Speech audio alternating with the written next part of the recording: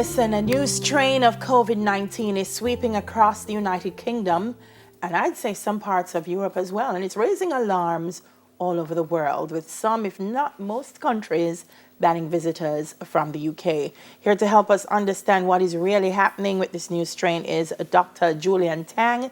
He's a clinical virologist and honorary associate professor at the University of Leicester, and he joins us from Leicester this morning. Good morning, Dr. Tang. How are you? Good morning. Good morning, Jamaica. Pleasure to have you. I want to start first, Dr. Tang, by clarifying when one says it's a different strain, because COVID-19 is COVID-19 for a reason.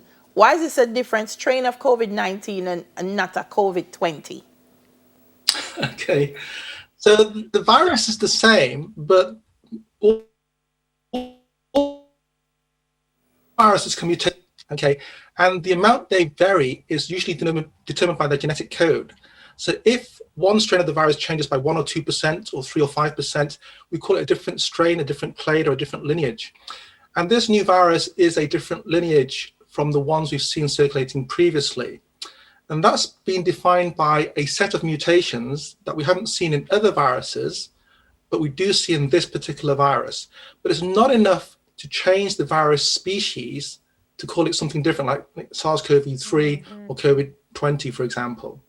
So what would cause it to mutate? When we say the virus is mutating to different strains, what would cause that, Doc? Yeah, so the virus mutates as it passes through different people. And we have our own immune system, and our immune system puts pressure on the virus to change its genetic code in certain ways. Now, of course, there's 7 billion people on the planet, so we have a different pattern of pressure, selection pressure we put on the virus. So the virus actually has varied a lot over the last 10 months. We now know there are about 7 or 8 different strains of the virus, subspecies we call them, that have slightly different names. But this variant from the UK has a lot more mutations than the others that we've seen elsewhere. Wow. What are some of the concerns about this one, Doc? One of the things we've heard is that it has 70% chance of people getting this one than the others. What are some of the concerns that we have about this strain? Yeah, so that figure comes from some studies where they looked at previous months, previous weeks of positive samples and found that this mutation or this set of mutations is increasingly forming a higher proportion of those positive samples than we saw previously. So there's been a week increase in the proportion of positive samples that contain this mutation. And that's where you get the 70% from.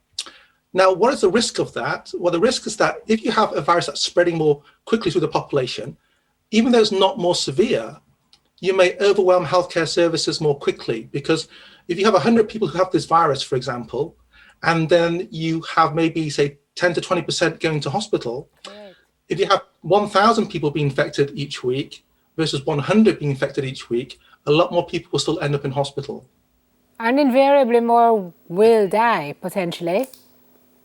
Exactly. So the more that go to hospital, a proportion of those will die. So with the virus spreading quicker through the population, there'll be more cases of severe disease and more cases of deaths as well. Right. Yeah. I know some folks, when they hear that it spreads quicker, they're like, oh, but aren't we masked up? Aren't we sanitized? Do the same things pertain to this virus? Yes. So that's a very good point. All restrictions you're doing, the masking, the social distancing, the reduced occupancy, rule of 6, etc., this will still help with this new virus. But what this virus may be doing is expelling higher virus loads into the air when we breathe or cough, when we're talking to people, even with or without a mask on. So that incremental increase in airborne virus load in the aerosols might allow more people to be infected, even with a mask on, than previously. So although the mask is still effective, you may find that there's more leakage of the virus around the mask into other people's breathing zone, just because they're expelling more virus. That's one way that you can actually spread the virus more quickly. Another way is that some of the mutations might reduce your immune clearance of the virus when it gets into your body. And people are looking at this now. It's not enough to change the vaccine effectiveness, we think, but at individual level, it may allow the virus to replicate slightly more in certain individuals that may lead to more symptomatic disease. Ah, so you've gone, Doc, where I was headed. So what are the implications of this strain for the vaccine? Because now we've developed a vaccine based on what we've been seeing, and we're getting it into people's arms. But here comes this strain, this new strain. What does that mean? Okay. What are the implications for the vaccine we're now administering? So if you imagine this is the S protein that your antibodies bind to, and this is your antibody, and it binds to the S protein quite well normally, so by natural infection or by vaccine, this mutation and others like it may change the shape by a little bit, maybe like this perhaps, or like this. And then the antibodies can still bind to most of that protein and still neutralize the virus. Okay, so these mutations are not changing the shape of this protein, which the virus needs to get into cells. It's not changing like this. Okay, so if the virus changes dramatically like this, then the antibody can't bind. But we're not seeing this level of change in the virus. Okay, so the vaccines will still be effective. We are fairly certain about that. But the individual small changes in that protein may affect the transmissibility at individual level. Yeah. Part of that transmissibility, Doc, is the frequency of reinfections. Because I've heard people say, oh, well, if I've had it, I have the antibodies, I won't have it again. And in my little layman's mind, I think that's a myth. Yeah, so in fact, I've had it. I have antibodies. I've got lots of them to the older strain of the virus. This new strain, if you have antibodies to this new strain in its current form, it will be similarly effective in reducing reinfection later on. So for someone like me, where I had the old strain infection, can I be infected with this new strain? Possibly, but I don't think, not really, I'm not really worried about that, because remember, this protein has maybe changed from here to here, right, but my antibodies can still bind to most of it and reduce my infection risk and any severity of infection disease if I do get reinfected. So that minor change, although it looks dramatic on the sequence analysis, doesn't really affect the protein, the S protein, that much to actually disrupt that antibody binding in a big way. So I'm not too worried about reinfection, even though I got infected with the older strain and my antibodies are to that older strain. Yeah. Have you been vaccinated, Doc? Did you get your jab? Not yet, but I'm not in the priority list. Oh, but so I'll be quite low down because I'm a laboratory physician. I don't face patients, so my colleagues who work in the wards will get the vaccine first. You're not front, but you will do it when it becomes available? So I think probably the mRNA vaccine is one that I would go for if I was offered it. Which one is that? The Moderna? Which one is that? That'd be the Pfizer-BioNTech or the Moderna. Right. Okay. Yeah. Gotcha. Doc, okay. I wanted to ask. I'm seeing here that they're saying the new strain is concentrated in Kent, wider southeast England, including the regions of London and east of England. Is there something particularly about those regions that you've been able to say, well, maybe that's why it's happened there? Is it? Yeah. Okay. That's a very good question, and the answer's very complicated. So there's several ideas about this. Maybe this mutation was introduced into London, Kent, and the southeast initially, back in September, August, for example. And then with a higher density population, particularly in it may have spread amongst Londoners initially more quickly. And Londoners commute from Kent to London all the time. I had colleagues who just took 2-hour train journeys between Kent and London every morning, every evening. So that could be the link between London and Southeast. If you notice, the virus is not really that prevalent in the north part of the UK, because most people travel between London and Kent, but not between Manchester and London to commute to work. So I think that's the travel linkage. And it's also part of the so-called founder effect, where the virus may have mutated and presented to that London southeast population first and spread amongst that population initially before it spreads elsewhere. So this founder effect may be due to, for example, a chronically immune suppressed patient who had viral replication ongoing for months that allowed this mutation to arise spontaneously. Or it could be two different viruses infecting the same person, mixing their genes, and then producing a hybrid virus, a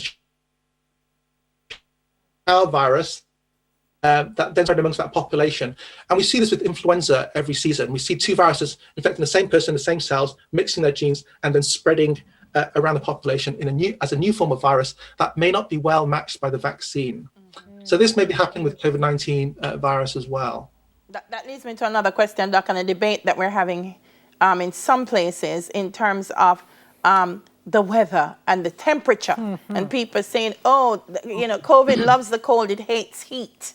So because you live in a warm climate, it's okay. It disappears in heat. Please, disabuse me of the notion. Okay, so I've been studying seasonality and respiratory viruses for 15 to 20 years now, including transmission. And there are lots of debates about this. So to be honest, if you and I are talking within 1 meter distance, that virus transfers from me to you or vice versa within a few seconds.